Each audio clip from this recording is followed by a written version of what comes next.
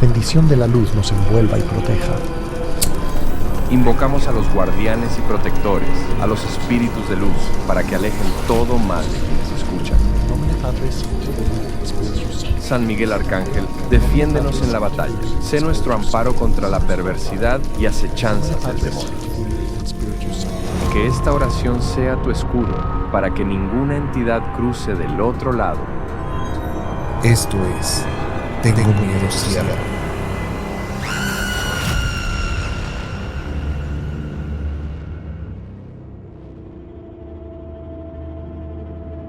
Bienvenidos al episodio número 7 de Tengo Miedo, el nuevo podcast de terror.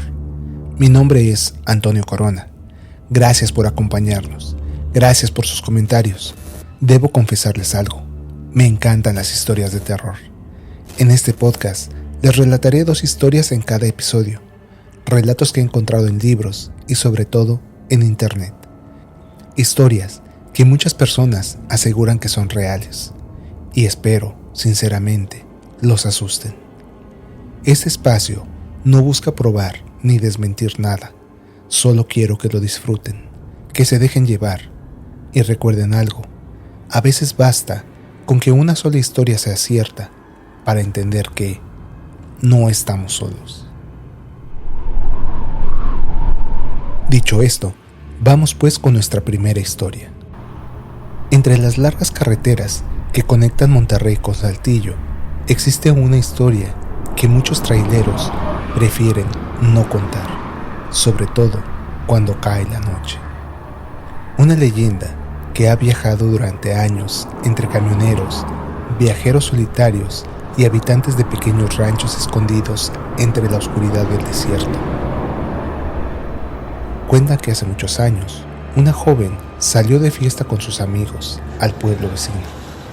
La noche transcurrió entre música, risas y alcohol. Pero al regresar caminando por la carretera, ninguno de ellos escuchó el sonido de un remolque que descendía a toda velocidad.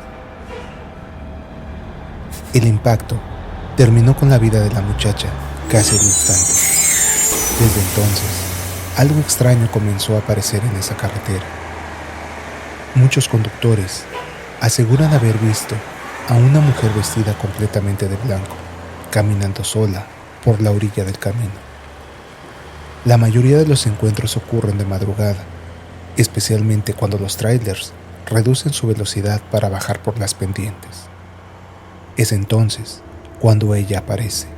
La joven levanta lentamente su mano y pide un aventón hacia el pequeño rancho cercano. Quienes se han detenido para ayudarla coinciden en algo muy extraño. La muchacha casi no habla, solo mira fijamente hacia la carretera. Y desde el momento en que se sube al vehículo, el ambiente cambia por completo. Aunque la calefacción está encendida, el interior del vehículo se vuelve helado.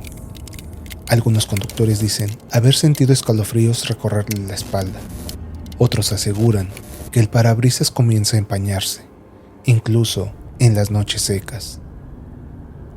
Kilómetros más adelante, la mujer pide que se detengan y sin decir ni una sola palabra más, baja lentamente del vehículo y comienza a caminar hacia el monte. Los choferes observan cómo la silueta blanca se pierde entre la oscuridad hasta desaparecer por completo. Pero lo más aterrador ocurre después. Algunos conductores, intrigados por la muchacha, han regresado tiempo después a esa zona para preguntar por ella en el pequeño rancho y cuentan que un hombre mayor sale a recibirlos. Cuando describen a la joven, el hombre baja la mirada y responde con tristeza: «Era mi hija, murió hace muchos años en la carretera».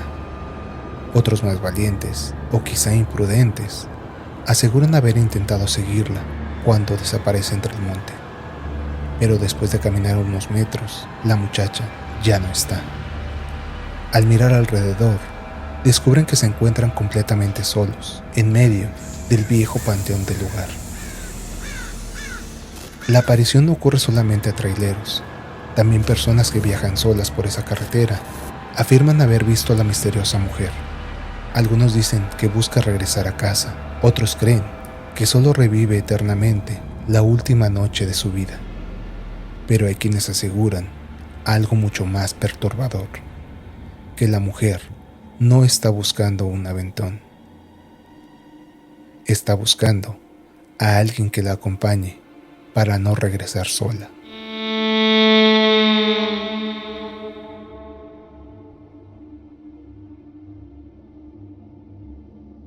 Es tiempo de nuestra segunda historia. A finales del siglo XIX, en un pequeño pueblo de Wisconsin, nació una mujer cuyo nombre quedaría marcado para siempre en la historia de los exorcismos.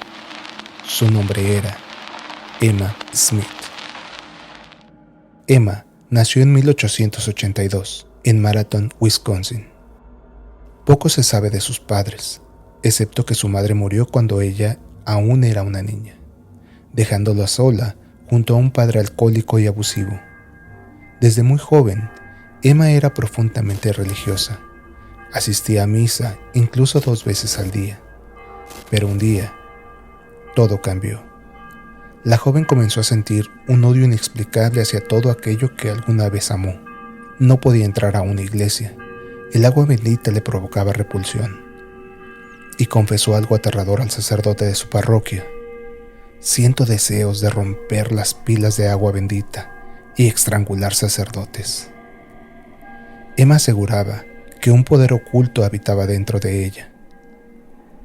Desesperados, los sacerdotes buscaron la ayuda del padre Theophilus Reisinger, conocido simplemente como el Padre Theo. El Padre Theo, un hombre nacido en Alemania, miembro de los capuchinos, considerado experto en exorcismos. Se decía que había realizado ya 19 exorcismos exitosos. Y entonces comenzó el horror. La primera sesión ocurrió ese mismo día. Emma fue sujetada a la cama de hierro. Sus manos y sus pies fueron atados mientras 4 sacerdotes permanecían listos para contenerla. Cuando el Padre Theo comenzó a recitar los ritos, Emma cerró los ojos, cayó inconsciente, pero segundos después, su cuerpo se levantó violentamente de la cama. Los presentes aseguraron que Emma flotó en el aire antes de ser lanzada contra una pared. Los 4 hombres intentaron levantarla y no pudieron moverla ni un centímetro. Entonces comenzaron los gritos. No eran gritos humanos, eran aullidos, rugidos, voces desgarradoras que atravesaban los muros del convento. El Padre Theo gritó: «¡Silencio, Satanás! ¡Cállate!».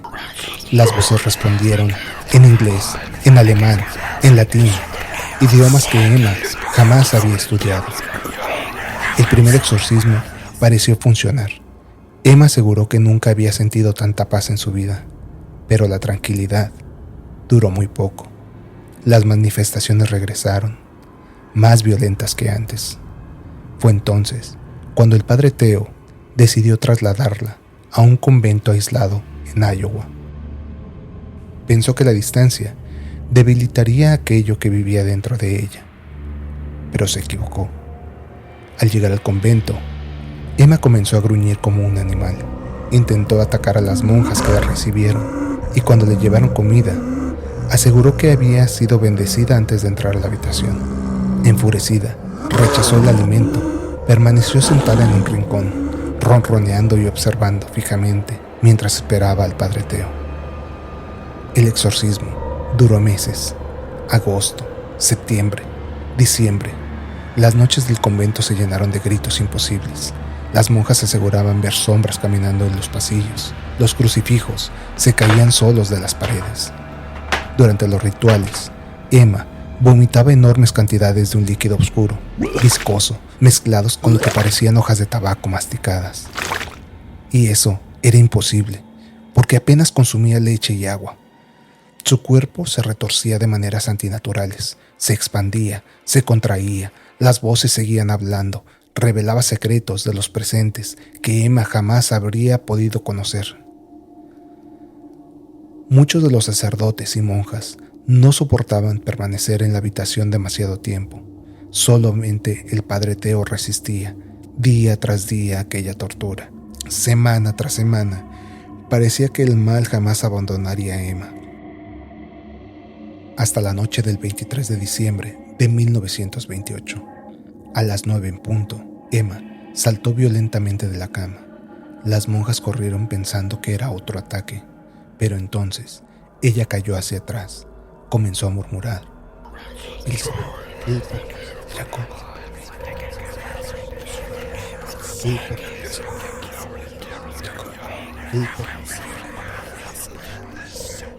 y de pronto abrió los ojos. Por primera vez en meses, sus ojos parecían normales. Entonces dijo: ¿de qué carga tan terrible me he liberado por fin? Jesús mío, misericordia, alabado sea Jesucristo. Después de meses de horror, Emma Smith volvía a ser ella misma. El exorcismo había funcionado.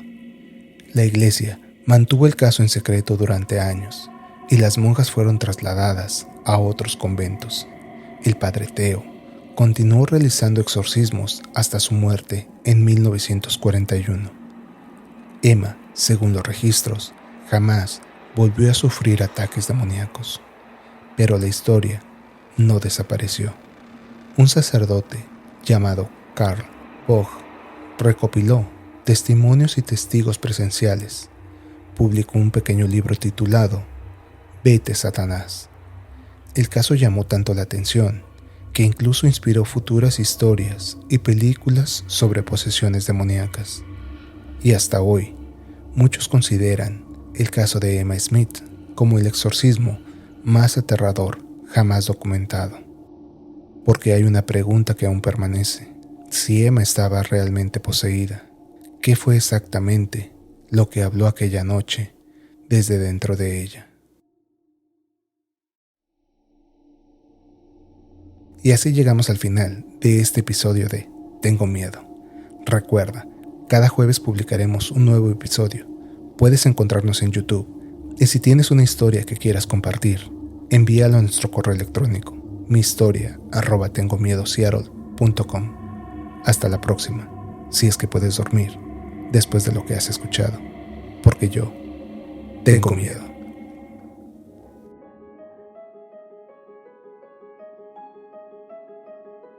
¿Te has quedado con ganas de más escalofríos y suspenso? Suscríbete ahora mismo para no perderte ni un solo episodio de nuestro podcast y únete a nuestra comunidad de amantes del terror. Escúchanos en tu plataforma de podcast favorita.